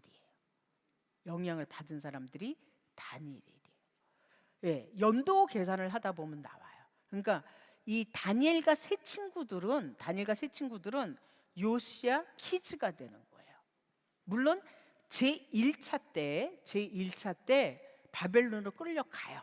바벨론 끌려가지만 이 사람들이 그냥 끌려간 게 아니라 종교 개혁으로 인해서 주일학교를 다녔어요. 지금으로 얘기하면 뭐예요? 주일학교를 다니는 거예요. 그러니까 끌려간 게 10대 때 끌려갔거든요. 10대 때 끌려갔어요. 그러니까 주일학교를 다니다 끌려간 거야. 한 중3, 고1 정도에 끌려간 거예요. 끌려갔는데 바벨론에 갔더니 우상의 제물들을 주면서 먹으라 그래요. 그랬더니 다니엘이 어떻게 하는 거예요? 뜻을 정하는 거예요. 뜻을 정하고 전 안 먹겠습니다. 열을 시험해 보십시오. 그 장면이 이제 다니엘서가 시작이 되는 거예요. 그러니까 지금 요시야하고 다니엘하고는 다 어떻게 연결선상에 있는 거예요. 예. 그래서 율법책을 발견하고 종교 개혁을 단행함으로 포로기와 기한기에도 의로운 선지자를 통해 신앙이 어떻게 되었다? 전수되었다. 왕하 22장 11절 말씀 보면 이렇게 얘기하고 있죠. 왕이 율법책의 말을 듣자 어떻게 했다? 옷을 찢었다. 우리가 이제까지 이렇게 살지 못했는데, 그러니까 왕부터 요시야부터 어떻게 된 거예요? 회개한 거예요. 왕하 22장 13절 말씀 보시면 이렇게 돼 있어요. 너희는 가서 나와 백성과 온 유다를 위하여 이 발견한 책의 말씀에 대하여 여호와께 물으라. 네? 우리 열조가 이 책의 말씀을 듣지 아니하여 이 책에 우리를 위하여 기록된 모든 것을 준행치 아니하므로 하나님께서 우리에게 진노를 발했다. 그러니까 요시야부터 시작해서 하나님께 돌아오고 회개의 역사가 있었다는 것을 성경은 말씀해 주고 계시는 거죠. 왕하 23장 2절 말씀 보니까 왕이 여호와의 전환에 발견한 언약책의 모든 말씀을 읽어 무리의 귀에 들리고 왕이 대위에 서서 여호와 앞에서 언약을 세우되 마음을 다하고 성품을 다하여 여호와를 순종하고 그 계명과 법도와 율례를 지켜서 이 책에 기록된 이 언약의 말씀을 이루게 하리라. 그 언약을 쫓기로 작정한 거죠. 그러니까 보수한 거예요. 보수라는 게 뭐냐면 지키는 거예요. 준수하고 지키는 거예요. 보수가 고치는 게 아니에요. 이 말씀을 율법책에 기록하고 이 말씀대로 지키자. 그러니까 전수가 된 거죠. 이제 연결이 된 거죠. 끊어질 듯 하다가 연결이 된 거죠. 만약에 요시야 때 이게 종교 개혁이 일어나지 않았다면 이스라엘 백성들이 바벨론 포로 갔을지라도 다니엘 같은 사람이 있나요, 없나요? 없죠. 그럼 영원한 뭐예요? 포로민의 생활로 끝나버리고 말았겠죠. 다 네 번째 바벨론 포로와 기한 시대의 율법책입니다. 이제 드디어 바벨론 포로를 통해서 언약 율법책의 기능이 확대되고 율법책이 전면에 나서게 되는 거예요. 전면에 나서게 되는데 바벨론으로 가져간 하나님의 말씀입니다. 말씀. 이스라엘 백성들이 바벨론 포로를 갔지만 그냥 간 게 아니라 뭘 가지고 갔다? 율법책을 가지고 갔다는 거예요. 갔다는데 여러분들이 그 5권을 읽다 보면 5권에는 굉장히 자세하게 설명돼 있어. 어떻게 설명되냐면 이스라엘 백성들이 바벨론으로 포로 간 상황 1차, 2차, 3차에 대해서 자세히 설명이 돼 있죠. 그리고 그것만 설명되는 게 아니라 그때의 성물들이 어떻게 갔다. 그것도 다 설명이 돼 있어요. 설명이 돼 있어요. 한 번은 저희가 이제 선교사들이 이렇게 가르치는데 그 간 성물들이 어떻게 해갖고 뭐 은 대접이 몇 개가 갖고 이게 주발이 몇 개가 갖고 이거 안 가르쳤다고 굉장히 혼내시는 거예요. 저희가 갈 때는 이제 그런 거는 그냥 갔다 그러면 되고 오면 왔다 그러면 되고 그런데 뭐 사람 숫자가 더 중요한 거 아닌가 이렇게 생각하는데 그거 안 하셨다고 너무너무 화를 내시는 거예요. 그래서 나중에 보니까 왜 그러셨는지 알겠어요. 왜냐면요 그것도 다 귀환해야 될 성물들이에요. 우리는 사람만 갔다 오는 걸로 생각했잖아요. 하나님의 입장에서는 그러니까 그건 우리 생각이고, 하나님의 입장에서는 그 성물들도 어떻게 돼요? 다 갔어요. 다 포로 갔다니까요. 사람만 간 게 아니에요. 성물들도 갔어요. 귀환할 때 모두 귀환해야 돼요. 그래서 고레스가 귀환령 내릴 때 어떻게 내리는 줄 아세요? 야, 그 창고에 있는 거 성물 다 돌려보내줘 그랬어요. 그래서 다 찾아와야 되는 거예요. 예, 하나님 입장하고 우리 입장은 그래서 틀린 거예요. 예. 자, 비록 성전은 파괴되었으나 바벨론으로 끌려갔던 선지자 손에 뭐가 있었다? 율법책이 있었다는 거예요. 이제 율법책이 그 기능을 더 강하기 시작하는 거죠. 율법책은 이스라엘 백성들의 포로 귀환에 대한 소망의 근거이자 하나님께서 열왕을 움직이시는 구속사에 뭐가 된 거예요? 원동력이 된 거죠. 원동력이 된 거예요. 자, 너무나 이 드라마틱한 장면인데, 이 귀환할 때에 그 귀환의 중심에 누가 있었냐면 다니엘이 있잖아요. 다니엘이 있는데, 다니엘이 10대 때부터 와서 하나 뜻을 정하고 하나님께 쓰임 받으면서 어떻게 했냐면, 그 메데 바벨론에 왔잖아요. 바벨론 왔는데도 고위 간직에 올라갔죠. 그 다음에 뭐가 돼요? 메데 바사 때도 또 어떻게 돼요? 여전히 그 지위를 유지하죠. 그 다음에 어떻게 돼요? 바사 때도 페르시 때도 그대로 움직이죠. 그러니까 지금 세 나라가 다 멸망해 가는데 누구는 살아남아 있어요? 다니엘이 살아남아 있어요. 그래서 다니엘의 일생 노정을 해보면요, 10대부터 해서 90대까지가 연결이 돼 있어요. 10대부터 90대까지. 자, 그러면 다니엘이 바벨론 포로 70년을 다 뭐 하고 있는 거예요? 중심에 있는 거예요. 다니엘 일생 전체 70년은 뭐냐면 10대에 와갖고 다니엘 고레스 원년 다니엘서 1장 21절 말씀 이렇게 돼 있잖아요. 다니엘서 1장 1절이 언제 끌려왔다, 여호와김 몇 년에 끌려왔다 이렇게 돼 있죠. 그 다음에 1장 21절이 어떻게 끝나요? 고레스 원년, 고레스 원년까지 있으니라. 물론 그 뒤에 보면 고레스 3년도 나와요. 근데 하나님은 원년까지 있으니라 이렇게 얘기하고 있어요. 왜? 원년에 무슨 얘기가 나왔는데? 귀환령이 나기 때문에. 다니엘은 왜 존재하는 거예요? 그 귀환령 날 때까지 존재하는 거예요. 그런데 다니엘이 9장 2절 말씀 보세요. 2절 보니까 그 통치 원년 나 다니엘이 서책으로 말미암아, 자, 뭘 말미암아? 서책으로 말미암아. 이 서책 뭐예요? 율법책. 이 읽었던 율법책이 구체적으로 어느 책이에요? 에레미야 29장 10절 말씀이죠. 밑에 보시면 나 여호와가 이같이 말하노라.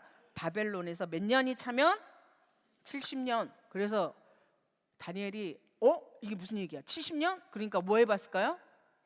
계산했죠. 그래서 지금 몇 년째야? 68년이야. 아, 준비해야 되겠는데 준비 작업이 들어간 거예요. 준비 작업이 들어갔어요. 두 번째, 에스겔 선지자와 두루마리 책.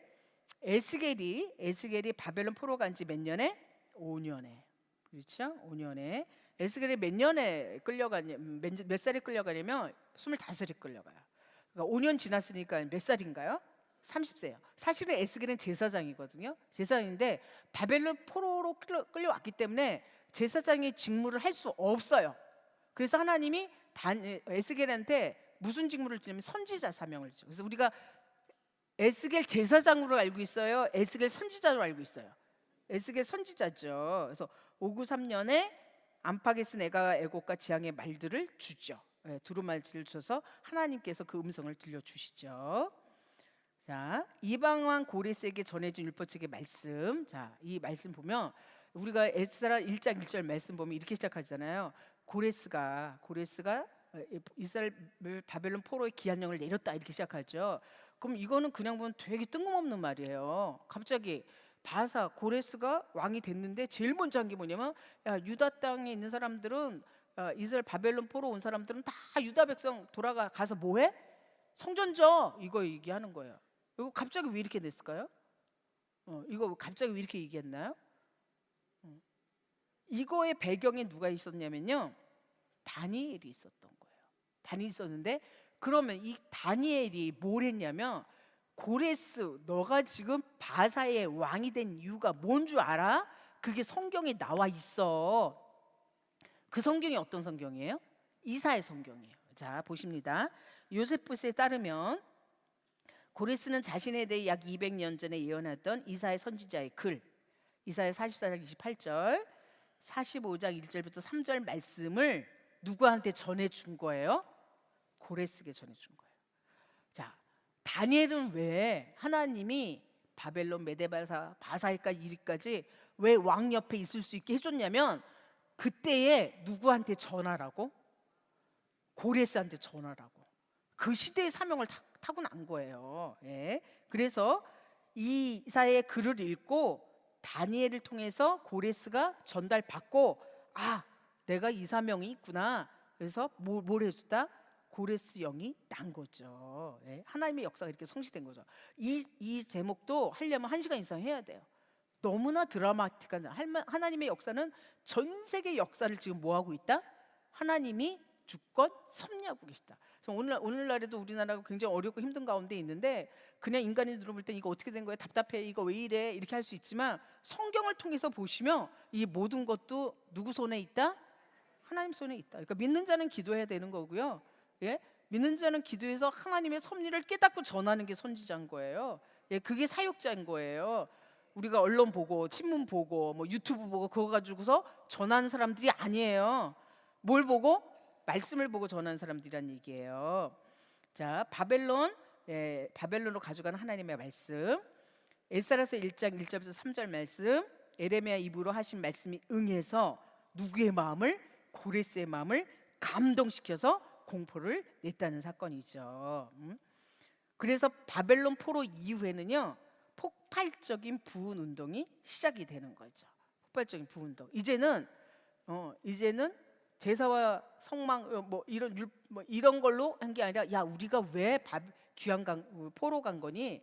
말씀이 없어서 말씀대로 안 살아서 그러니까 와서부터 뭐냐면 에스라 선지를 통해서 뭐가 시작이 돼요? 성경 공부가 시작되는 거예요. 성경 공부가 시작이 되는 거죠. 그래서 그 장면을 그려주고 있는 게 느헤미야서, 에스라서죠. 특별히 느헤미야에 보면은 성벽을 완성하고 난 다음에 52일 만에 성벽을 완성하고 난 다음에 초막절에 뭘 하기 시작한 거예요? 부흥회하기 시작하는 거죠. 그 장면을 설명해 주고 계십니다. 제2차 포로 귀한 지도자 에스라는 아론의 16대 손으로 이스라엘 하나님의 여호와의 주신 바 모세의 율법에 익숙한 하사였어요. 그래서 말씀을 뭐 하기 시작했다? 가르치기 시작했다. 그리고 뭘 하기 시작했어요? 족보를 체계적으로 정리하기 시작했어요. 족보를 체계적으로 정리하기 시작했어요. 그래서 그때 정리를 하다 보니까 이런 사람들이 나타난 거예요. 뭐가 있냐면요, 제사장인데 족보를 찾지 못했어. 보개가 없어. 그럼 제사장직을 할 수 있어요, 없어요? 없는 거죠. 제사장을 할 수 없는 거예요. 그러니까 에스라가 자기를 소개할 때 어떻게 소개하나요? 자기 소개할 때 에스라 7장 1절부터 15절까지 보면 어떻게 소개해요? 이렇게 소개하죠. 나로 얘기하면, 풀어서 얘기하면 이렇게 하는 거예요. 난 보통 유대 사람들 한 3, 4대를 소개해요. 자기의 소개를 하면. 그래서 이스라엘 사람들이 너 이름이 뭐니? 이렇게 물어보면 한 10분 걸린대요. 자기 이름 나오기까지. 10분. 내 이름이 뭐냐? 이게 나오기까지가 이게 10분 걸린대요. 근데 에스라가요, 자기를 소개했는데 어떻게 소개해요? 16대 손까지 올라가요. 나 아론부터 시작돼. 왜냐하면 이땐 이게 필요한 거예요. 내가 누구냐면 이런 뼈대 있는 집안 사람이야. 난 율법에 능한 사람이야. 이 어떤 정당성을 지금 소개해주고 있는 거예요. 예. 그리고 제 3차 기한 지도자 느헤미야는 52일 만에 성벽을 재건하고 초막절에 에스라는 백성들에게 율법책을 어떻게 했다? 낭독했다. 해석해서 깨닫게 해서 회개운동이. 회개운동은 어떻게 일어나냐면요, 이렇게 해서 회개운동이 일어나지 않아요. 회개 이렇게 해서 일어나지 않아요. 우리가 사역하다 보면 말씀에 회개의 메시지를 전해야 되잖아요. 그러면 여러분 회개하십시오. 요 사순절 기간에 회개하십시오. 그런다고 회개가 되나요? 안 돼요. 회개는 어떻게 하냐면 말씀을 듣고 깨달을 때 되는 거예요. 내가 예수님을 부인했구나. 그 부인했던 사람이 다른 사람이 아니라 나구나. 십자가에 못 박은 사람이 옛날에 과거 2000년 그 사람이 아니 나구나. 그걸 깨달을 때. 그러니까 깨닫게 말씀을 줘야 회개가 되는 거예요. 회개 운동의 기반은 무슨 운동이다? 그래서 말씀 운동이라는 거죠. 말씀 운동. 수르바벨 성전에는 언약궤가 없죠. 언약궤 성전의 실체이신 예수 그리스도께서 직접 자기 백성을 가르치고 도래한다는 구속 섭리를 이 수르바벨 성전을 통해서 보여주고 계시는 거예요. 수르바벨 성전을 와서 보니까 옛날 과거 성전을 본 사람들은 초라했던 성전이죠. 그렇지만 이 성전은 누가 계시는 성전이다? 예수님이 계시는 성전이다. 그래서 율법책은 이제 문자로 지키는 단계에서 지나서 어떻게 해요? 하나님의 뜻을 깨달아 신령과 진정으로 예배 드릴 시대가 도래했다는 걸 설명해 주고 계십니다. 마지막으로 신약시대 성경 보수 보시겠습니다. 신약시대는 예수님 오시기까지 400년 동안 암흑시대 중간기라 그래요. 그렇지만 내용상은 그렇지 않아요. 암흑시대, 말씀이 없다고 생각하는데 그렇지 않아요. 다니엘서에서 말씀하신 그 역사가 다 이루어지고 있는 시대예요. 성경에서 말씀하신 내용이 금신상, 내짐승, 북방한, 낭반양 이 모든 예언된 말씀이 오차 없이 이루어지고 있었던 시대가 바로 이 시대고, 여자의 후손이 와야 되기 때문에 예수 그리스도가 때가 참에 그걸 이루고 준비하는 시대예요. 지금 가장 뭐예요? 예, 급진적인 시대. 예, 그래서 이 시대를 뭐라 그러니 여울목이라고 설명하고 있어요. 여울목. 지금 세차게 이쪽 저쪽에서 물이요 막 차고 들어오는 시대. 왜? 누가 와야 되기 때문에 예수 그리스도께 오셔야 되기 때문인 거죠. 자, 예수 그리스도의 성경 보수 지켰다. 예수님께서 어떻게 지켰냐면 예수님은요 구약의 지속성을 증거하셨습니다. 구약의 지속성을 어떻게 하셨다? 증거하셨다. 오셔서 이렇게 얘기하셨죠. 천지가 없어지기 전에 율법의 1.1획도 없어지지 아니한다. 그렇죠? 그리고 또 예수님은 구약 말씀을 어떻게 하셨어요? 가르치셨어요. 예수님께서 공생애 내내 하셨던 게 뭐냐면 성경을 가르치는 사역을 하셨어요. 그래서 사람들이 들어보고 이랬잖아요. 야, 저거는 서기관 같지 않아. 권세가 달라. 새로운 말씀이야. 예, 이렇게 말씀을 했죠. 예. 그래서 예수님께서는 하나님의 말씀을 주로 공생애를 통해서 가르치셨다. 천국 복음을 전파하셨다는 거예요. 예수님은 구약 말씀을 완성하셨어요. 완성하셨는데 이렇게 말씀하셨습니다. 율법이나 선지자가 폐하러 온 줄 생각지 말라. 폐하러 온 것이 아니요 완전케 하려 함이라. 예, 말씀이 어떻게 됐다? 완전해지는 것이다. 내가 받은 것을 고린도서 15장 말씀 보시면 내가 받은 것을 먼저 너희에게 전하였노니 이는 성경대로 그리스도께서 우리를 죄를 위하여 죽으시고 장사 지낸 바 되었다가 며칠 만에 3일 만에 다시 살아나셨다. 그러니까 예수님이 율법책에 예언된 모든 말씀을 빠짐없이 성취하셨다는 거예요. 구약 성경 성취하신 것이야말로 구약 성경이 누구에 대한 증거다? 메시아에 대한 증거라는 거예요. 강력한 증거란 얘기예요. 그리고 예수님께서는 성경 말씀을 자신에게 연결했어요. 자, 이 대목에서 우리가 한번 생각해 보실게요. 어떻게 생각하시냐면요. 예수님이 이렇게 얘기하셨잖아요. 지금 누군가가 와서 선세된 청년이 와서 성경 그 나 때문에 증거한 거야. 거기서 얘기한 거 나야. 이러면 여러분 어떻게 받아들이시겠어요? 아, 이단 아니야 이거? 이럴 거 아니에요. 그렇죠? 예수님이 그렇게 증거했어요. 예수님이. 자, 요한복음 5장 39절 말씀 보세요. 이렇게 얘기한 거예요. 성경 너 왜 읽니? 성경은 나야. 이렇게 얘기하신 거예요. 너희가 성경에서 영생을 언제 생각하고 성경을 상고하거니와 성경이 누구에 대하여 이 네 개가 누구예요? 예수님이 구약 성경 다가 누구야? 나야. 이렇게 얘기한 거예요. 여기 중에 이렇게 말씀하신 예수님 만나면 아멘하고 깨달으실 분 계세요 안 계세요? 그렇게 되길 소원하죠. 근데 그때 당시 사람들은요 미쳤구나 너 이랬어요. 여러분 7장에 보세요. 너 미쳤구나. 너 사람을 미혹해 한다. 이렇게 얘기했단 말이에요. 누가복음 24장 27절 말씀. 근데 더 재밌는 건 뭔지 아세요? 전 누가복음 24장을 보면은요 예수님이 부활 이후의 사건이거든요. 부활 이후의 사건인데 얘는 부활하셨어요. 부활하셨는데 부활하시고 난 다음에 40일 동안 몇 번 나타나셨나요? 11번 나타나셨어요. 그렇죠? 여러분 주로 누구에게? 제자들에게. 왜냐하면 다른 사람에게 나타나봤자 예수님이 부활했다는 거 모르잖아요. 근데 예수님이 제자한테 나타난 이유는 제자들한테 부활할 거라고 얘기했거든요. 3일 만에 올 거라고 얘기했거든요. 근데 누가복음 24장은 엠마오 간 두 제자에게 나타난 장면이에요. 그 중에 하나가 글로바예요. 글로바인데 저는 이 장면을 보면서 그 장면 속으로 한번 들어가 보세요. 지금 엠마오로 내려가고 있어요. 두 사람이 근심하면서 얘기하고 있어요. 그러니까 예수님 감사, 야 너네들 무슨 일인데 이렇게 근심하니? 그랬더니 아니 요즘 근일에 된 일을 알지 못하냐고. 예루살렘에서 지금 예수 하나 죽었다고. 3일 만에 부활했던 네가 들었다고. 지금 이 사람들이 그러니까 내려가는데 무슨 얘기까지 듣고 내려간 거예요? 부활했다는 얘기 듣고 내려간 거예요. 왜 내려갔나요? 부활을 믿지 못했기 때문이죠. 그렇죠.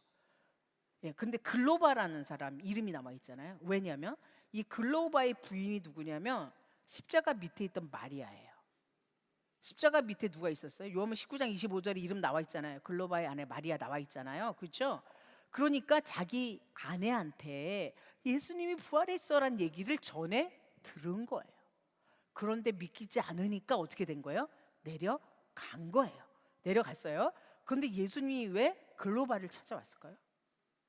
예수님 왜 글로바 찾아왔을까요? 마리아가 있었기 때문에. 마리아가 부활한 예수님 만난 마리아가 예수님이 만났단 말이에요. 그런데 내 남편은 지금 어떻게 된 거예요? 예수님 못 믿고 내려갔어. 예수님이 부활하고 난 다음에 누굴 좀 쫓아 내려가 준 거예요? 글로반 또 쫓아 내려가 줬어요. 그러니까 십자가 밑에만 계시라니까요.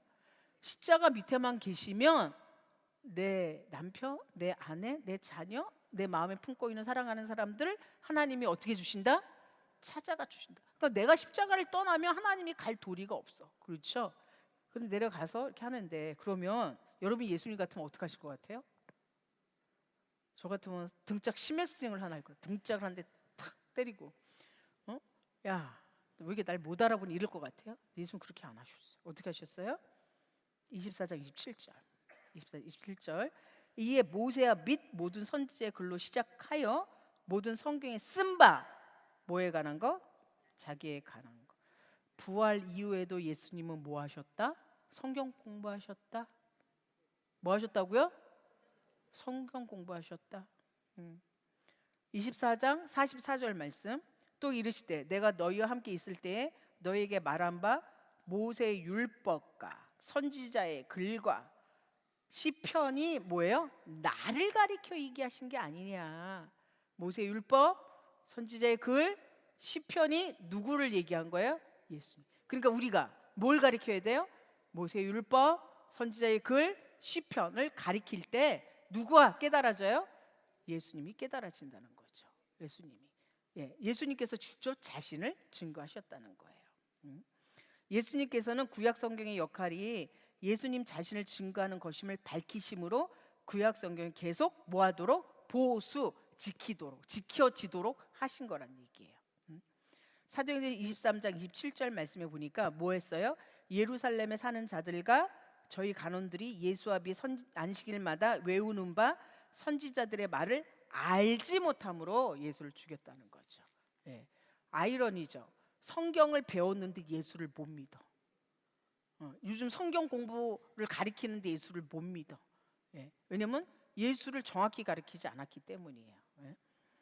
자, 초대교회 시대의 성경 보수에 대해서 하시겠습니다. 예수님께서 십자가에 죽으시고 사흘 만에 부활하시고 40일 동안 이 땅에 계시면서 하나님의 나라 일을 말씀하시고 승천하시면서 제자들에게 하나님의 약속을 기다리라고 명령하셨다는 거예요. 기다리라고. 오순절 성령 강림하심으로 성령을 받은 제자들은 예수님과 죽으심과 부활하심. 예수님이 뭐예요? 죽으심과 부활하심으로 구약 성경이 누구에 대한 거? 예수님에 대한 거라는 걸 증거했다는 거죠. 그때부터 폭발적인 부흥이 일어났다는 거예요. 그때부터 폭발적인 부흥이 일어났어요. 그래서 초대교회의 메시지는요 딱 하나로 정립이 돼요. 초대교회 메시지가 하나로 딱 정립이 돼요. 그게 뭔가요? 사도행전 5장 42절이에요. 사도행전 5장 42절이 뭔가요? 예수는 그리스도다. 예수가 그리스도다예요. 구약 성경의 모든 얘기가 누구다? 예수고 그분이 누구다? 그리스도다. 그러니까 우리가 제사를 배워도 왜 배우는 거예요? 예수님. 어저께 우리가 위임식 취임식 배웠죠. 그 위임과 취임식 왜 배우셨어요? 그리스도를, 예수님에 대해서 알기 위해서 배운 거예요. 예수님에 대해서 알기 위해서 그걸 배우는 거예요. 예. 자, 제자들이 예수님의 행적과 말씀을 전하고 가르치면서 사복음을 예수님의 생애와 사역, 가르침을 그대로 보존하고 전달하기 기록하였고, 제자들이 사복음을 기록한 거죠. 누가는 복음서의 기록 목적을 우리 가운데 이루어진 사실, 사도들이 전하여 준 그대로 근원부터 살폈다. 그 배운 바 확실함을 알기 위하여 기록했다라고 얘기하고 있는 거죠. 네. 누가복음의 후속편으로 사도들의 복음 전파를 증거한 것도 사도행전이 되는 거죠. 그러니까 지금 우리가 신약을 배우지만 다 보수예요. 뭐의 보수? 예수가 그리스도라는 것에 대한 보수를 하신 거죠. 사도 바울의 성경 보수. 하나님께서 사도 바울을 강권적으로 회심시켜 이방인을 위한 그릇으로 세움으로 가는 곳마다 해당에서 유대인들에게 복음을 전하게 하고 받지 않을 때 많은 이방인들의 핍박과 환난을 받았죠. 그럼에도 불구하고 사도 바울은 감옥에 갇혀서도 죽는 순간까지도 어떻게 했다? 성경을 보수했다. 성경을 보수했다. 그래서 사도 바울이 이렇게 표현하잖아. 나는 관제의 부음이 되었다. 이렇게 표현하죠. 관제의 부음이 되었다. 관제의 부음이라는 게 뭐냐면, 관제 어떻게 배우셨어요? 전제예요. 부어드리는 제사예요. 근데 이 전제는 언제 드리는 줄 아세요? 전제는 이렇게 드리는 거예요. 제사를 드려요. 제물을 태워요. 제물을 태우는데 한 번 불을 붙이면 끝까지 잘 타죠? 아니잖아요. 한 번 불을 붙였는데 중간쯤 되니까 이게 불이 시들어서 꺼질라 그래. 그럼 제물이 온전히 못 타잖아요. 제물이 온전히 타서 화제가, 향기로운 향기가 돼야 되는데, 그러면 그때 뭐예요? 독주나 포도주를 붓는 거예요. 그때 드리는 제사를 뭐라고 불러요? 전제다 그러는 거예요. 지금 사도 바울이 왜 전제를 표현하냐면, 지금 복음의 뭘로? 마지막 복음의 전제로 다시 꺼져가는 이 복음을 어떻게 해요? 자신의 생명을 드림으로 태워서 완벽한 제사가, 완전한 제사가 되게 하겠다. 그게 전제의 제사예요. 사실 우리 사역도 마찬가지 아닌가요? 저희들이 각 곳에서 각자의 사역을 하지만 우리들의 작은 사명이, 작은 사역이 전제가 되어서 그리스도의 복음이 완전히 하나님께 드려지는 거죠. 그 사역을 사도 바울이 전제로 드려지겠다라고 표현한 거죠. 자, 복음을 전하는 이 모든 사역 가운데 우리가 10계명부터 출발해서 지금까지 여기까지 왔습니다. 여기까지 왔어요. 66권 모든 말씀이 과감 없이 없어지지 않고 변개되지 않고 온전하게 그대로 보수되어지게 하는 것이 오늘날의 우리의 사명인 거죠. 우리의 시대에 내 생각에 맞지 않는다고 막 말씀 변개시켜. 이건 시대에 안 맞아. 그러니까 그때 말씀이고 지금 이렇게 해야 되는 거야. 그렇게 하는 거 아니에요. 그래서 뭐라고 얘기했냐면, 가감하지 말라고 얘기했어요. 뭐 하지 말라고요? 가감하지. 오죽하시면 계시록 22장 18, 19절 이제 계시가 마감이 되는 거잖아요. 계시가 마감이 되는데, 계시 마감하기 직전에 하는 뭐라고 그러냐면, 만약에 너희가 말씀을 가감하면 재앙을 더할 거야. 말씀을 더하면 뭘 더해버릴 거예요? 재앙을. 빼버리면 어떻게 할 거예요? 예루살렘 성의 참여함을 빼버릴 거야. 이렇게 얘기했어요. 마지막에 하나님의 말씀의 완전성과 절대성을 재천명해 주신 거죠. 재천명해 주신. 이방인의 구원은 만세전부터 하나님께서 예정된 구속 경륜이라는 거. 하나님이 만세전부터 하나님의 사역을 통해, 하나님 말씀 사역을 통해서 이스라엘 백성들은 이 선민, 자기네만 구원받는다고 생각했잖아요. 아니, 하나님 만세전부터 이방인에게는 문이 열려 있었다. 여러분들이 구약의 법에서도 다 나와 있어요. 저희가 시간이 많으면 조금 더 설명하면 좋은데, 뭐냐면 안식일법에도 있어요. 할례에도 있어요. 이방인에 대한 구원이 다 들어있어요. 안식일에 어떻게 돼 있어요? 안식일날 이방인이 왔어요. 그럼 어떻게 해야 되나요? 드리게 해야 돼요. 할례 받으면 어떻게 될 수 있나요? 이방인이 할례 받으면 뭐가 되나요? 선민 될 수 있어요. 다 열려 있어요. 이방인에게 복음이 다 열려 있다는 거죠. 그 사역을 감당하는 거죠.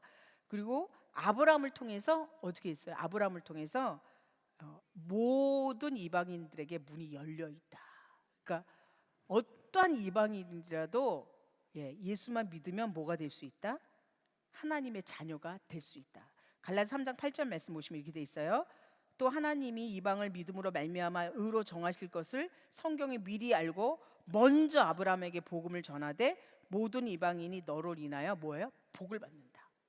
모든 이방인이 누구를 인하여? 아브라함으로 인하여 복을 받는다라고 말씀해 주고 계신 거죠. 이방인을 구원하시기 위한 십자가의 대속 경륜. 모든 이방인은 예수 그리스도의 십자가만 믿으면 어떻게 할 수 있다? 구원받을 수 있다는 것을 이 십자가를 통해서 말씀해 주신 것입니다.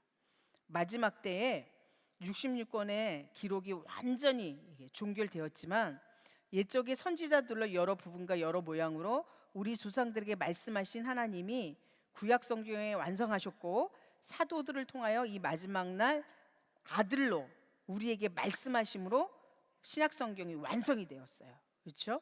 에베소 2장 20절 말씀 보니까 너희는 사도들과 선지자들 터 위에 세우심을 입은 자라 그리스도 예수께서 친히 모퉁이 돌이 되셨느니라라고 말씀해 주셨습니다. 마지막으로 율법의 완성자로 오신 예수 그리스도에 대해서 보시겠습니다. 예수 그리스도는 구약 제사의 완성자로 오셨습니다. 구약 제사의 완성자로 어저께 말씀하신 데서 다 배우셨죠. 예수님께서 구약 제사의 완성자로 신령과 진정으로 예배 드리는 자는 다 하나님의 자녀가 될 거라는 걸 보여주셨어요. 요한복음 4장 사건이 굉장히 중요한 사건인데 예수님이 처음 이 수가성 여인에게 자신을 계시했죠. 뭐라고요? 내가 그다라고 계시하셨죠. 12 제자한테도 하신 게 아니고 유대 백성한테 하신 게 아니고 수가성 여인한테 하신 거예요. 수가성이 어딘 줄 아세요? 수가성이 구약으로 얘기하면 어딘 줄 아시나요? 세겜이에요. 세겜. 세겜 근처를 뭐라 그래요? 수가라 그래요. 예수님이 그 수가성에 찾아오신 거죠. 그래서 요한복음 5장 46절부터 47절 말씀 보시면 모세를 믿었다며 나를 믿었으니. 그러니까 우리가 성경을 잘 안다 그러면 누굴 잘 믿어야 돼요? 예수님을. 더 나아가 다시 오시는 주를 영접해야지만 시험에 합격하시는 거예요.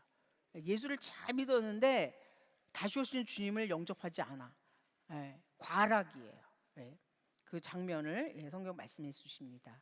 우리가 시간이 많이 지났으니까요. 마지막 계시록 22장 20절부터 21절 읽고 마치겠습니다. 계시록 22장 20절부터 21절. 자, 이건 같이 한번 다 읽어 보실게요. 우리의 마지막 사명입니다. 자, 같이 읽겠습니다. 시작. 이것들을 증거하시니가 가라사대 내가 진실로 속히 오리라 하시거늘 아멘. 주 예수여 오시옵소서. 주 예수의 은혜가 모든 자들에게 있을지어다. 아멘. 이 말씀대로 마지막 오시는 길을 이 말씀을 통해서 예비하시는 저와 여러분이 되어질 줄로 믿습니다. 기도하시겠습니다. 사랑의 아버지 감사합니다. 귀한 1박 2일에 이렇게 영남 구속사 세미나를 통하여서 하나님의 말씀이 선포되어진 줄로 믿습니다. 제사와 율법책을 통하여서 말씀하신 대로 오신 그 예수님을 온전히 믿도록 인도하여 주시고 또한 다시 오시는 예수님을 아버지 대망하고 기다리는 그 사역의 길에 저희들의 모든 사역 가운데 예수님 오시는 길을 닦을 수 있도록 인도하여 주시옵소서. 특별히 영안의 눈을 열어 주셔서 말씀을 온전히 보수할 수 있도록 인도하여 주시고 또 이 모든 사역자들이 말씀의 강단마다 온전히 예수님의 말씀만이 선포될 수 있도록 인도하여 주셔서 인간의 생각은 없어지게 인도하여 주시고 가감없이 말씀만을 전하는 그 사역 앞에 충성할 수 있도록 역사하여 주시옵소서. 또 구속사 세미나가 가는 곳마다 특별히 구속사 시리즈의 말씀이 가는 곳마다 말씀이 완전히 드러나는 귀한 말씀의 역사만 있을 줄 믿사옵고 예수 그리스도 받들어 감사로 싸움나이다. 아멘. 감사합니다.